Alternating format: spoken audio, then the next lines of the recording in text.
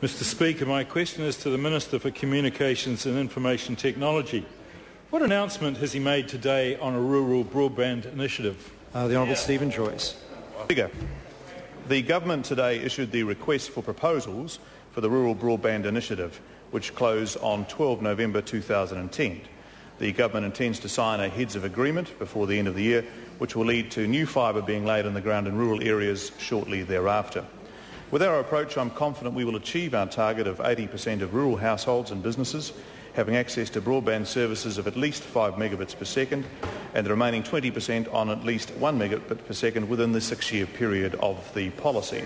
This will be a vast improvement in internet experience for rural households. Mr Speaker. John Hayes. Mr Speaker, to the Minister, why did the Government decide to take a national approach rather than a regional approach? The Honourable Stephen Joyce. Mr Speaker, the expressions of interest informed that decision. We're now seeking national coverage proposals rather than regional proposals. It was clear that a range of national infrastructure companies will be able to meet the Government's rural broadband objectives.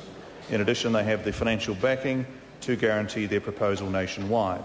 It is also evident that while regional bidders were able to make a significant impact on broadband coverage in rural areas, they would fall short of achieving the Government's targets for coverage.